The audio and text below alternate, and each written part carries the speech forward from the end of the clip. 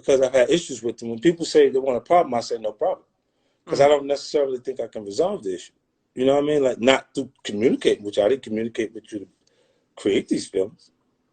You know what I mean? So it was interesting because Jimmy, I used the same energy and behaviors that he offered me prior to this. Like, because it was early on, he would talk to me and he'd say, you think I care about this kid?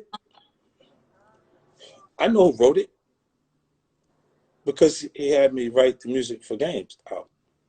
Like I sat with him. He had me come out and he was like, yo, you played Games Records, because they had been in the studio record studio with Dre for a year already. So it's already like $1.5 million in budgets over there, from recording and being in recording and flying producers in and out, creating stuff, doing things, right? And I listened to the record. I say, yo, he's a dope rapper. He's not a good songwriter yet. You're talking about the game? Yeah.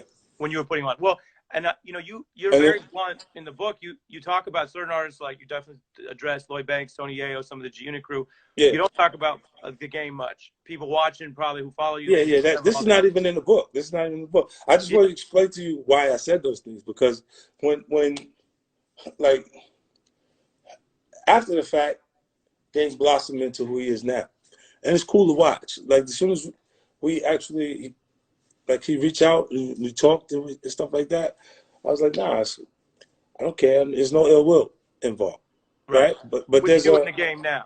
Yeah, none. Because at the time it was like there was obviously arguments and public people remember, and then you also the theme is in the book too, where you in the book you demand that people achieve the level of maturity and judgment that you did fast and young. Yeah. But not everyone's capable of that. I mean, for one thing, Mark Hanton in there. Shout out to Mark Hanton. I know you work with him. Super producer. He be producing everything.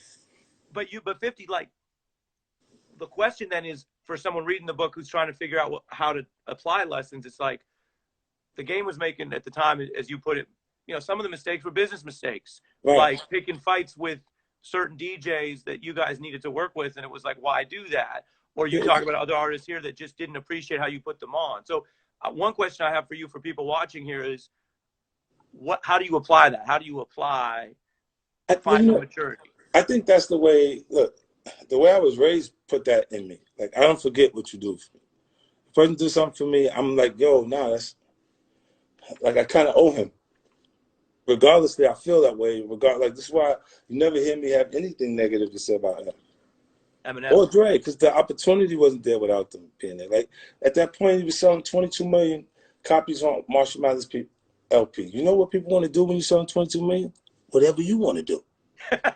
That's what the fuck they want to do. In the music business, you sell 22 million copies, and everybody wants to do what you want to do. Trust that. And that's how that came together that way. And you look, it went for me, even Dre, I told Dre in the studio, I said, yo, Jimmy don't like me. He said, why you say that? I said, because he said it to me. He said, he said it? Jimmy Iovine said that to you? Yeah, he did. He did. Now look, he didn't like you, or he didn't like the risk factor of what might be around you? He just didn't like, at that point, he didn't like me. He was feeling like I was a direct competitor and could be a problem for Beats. Because his new priority was Beats, and it was like, here's the perfect example. I'll show you right now. Look. Show and tell. Here's your recording budget. No, look. Here's your recording budget. Here's your recording budget if you put beats in it. You see what I'm saying? So it's like, you could, here, give me that piece and tell them, here, put this, and you get this if you put beats in it. This is why everyone had it. And then it shows you how anything that, look, cocaine, right? When it's cool enough for the bathroom and the hot party in Hollywood, anything that's cool enough for the celebrities is going to be cool enough for the masses. It's testing and proving. Cocaine was cooler there before it became acceptable and cool everywhere. And that's why it was a point where cocaine was marijuana.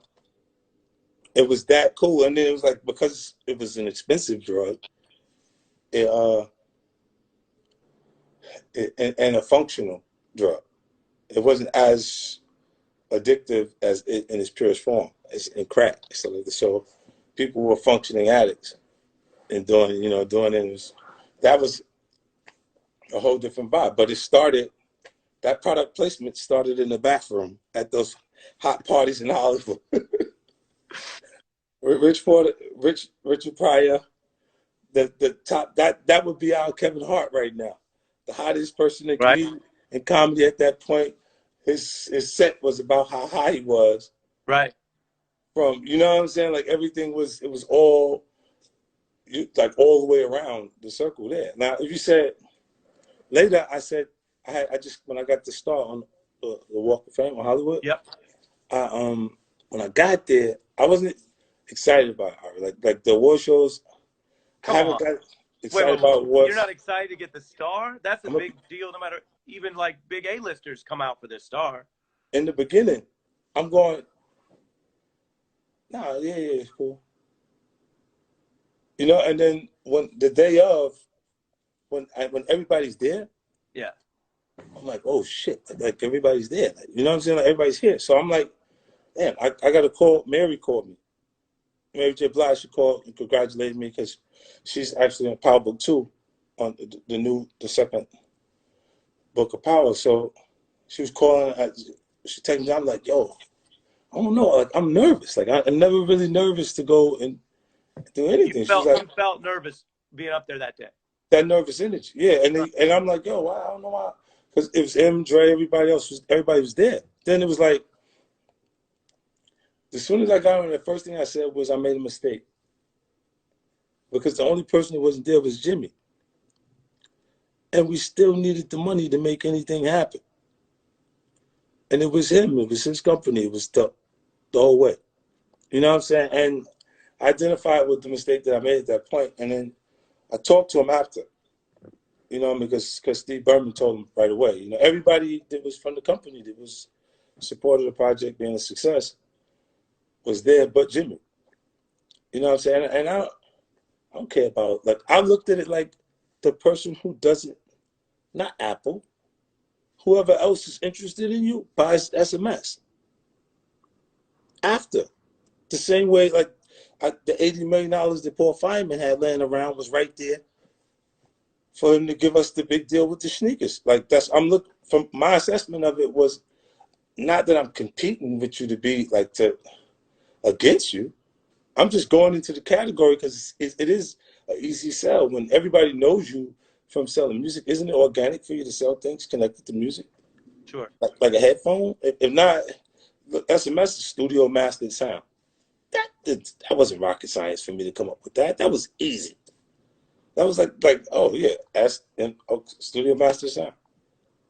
Then when their interpretation, because of the aggression that they seen at points, was competitive.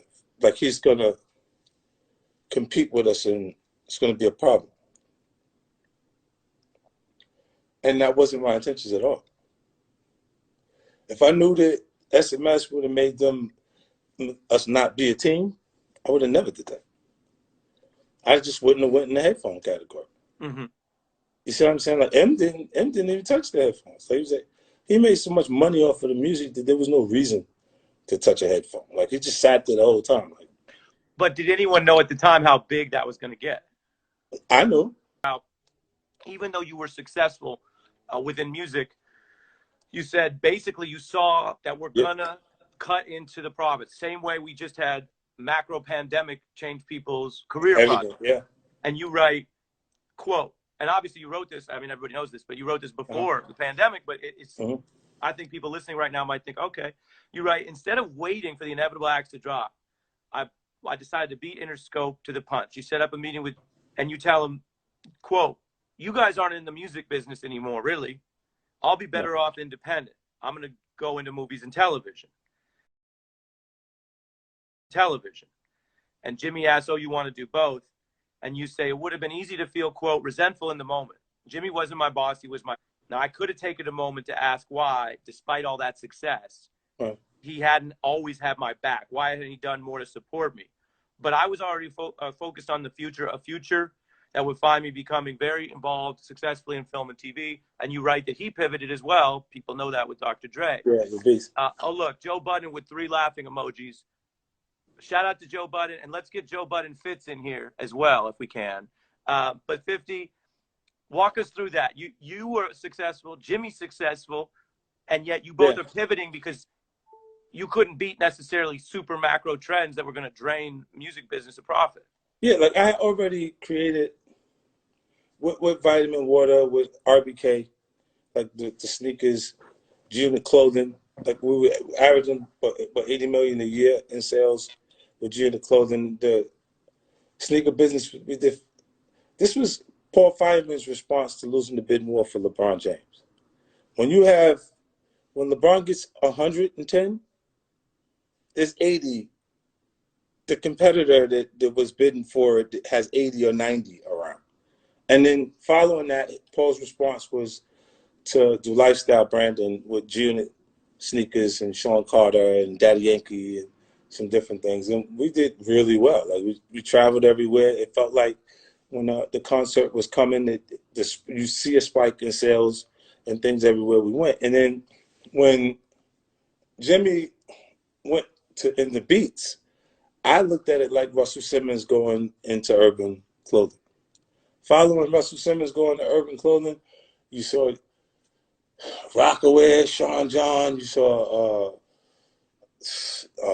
Apple Bottom, Nelly with Apple Bottom, Willie Esco, Nas, everybody had something that was in urban clothing because he showed us that it could actually be a big business away from big merchandise being sold. Like it can be an actual brand. And then from there, it was cool. Like I didn't look at SMS Audio like it was making me a direct competitor to the company I'm still signed to. Mm-hmm. You know, like when I was in the office talking to Jimmy at that point, I had delivered a record with me, Eminem, and Adam Levine. Okay. At that point, shout out Maroon 5. At that point, Adam Levine hadn't had a record that wasn't charting number 1. Eminem hadn't had a record that wasn't charting number 1, and I didn't have issues at radio at that point. The song, like we got to the point at that point, the radio department was telling me, you know, we're gonna have to, like they didn't know what to do or what to say to me because they couldn't say anything that would make sense to me, knowing that I know. Right. You know, so when I sit and I talk with him, it was really interesting because he felt like that in some ways I think betrayed by me. He was angry with me. You know what I'm saying? I've done things I wasn't supposed to do the whole way. You know what I mean? Not to Jimmy or not to Dre or to Eminem in any way. You know what I'm saying? But when we came in, it was a lot of street energy around us. You know what I'm saying? There was a lot of things going on. So it was like I had altercations with guys that you don't pick these guys. All right, the guys I had beef with, they got life in the penitentiary for cases, homicides connected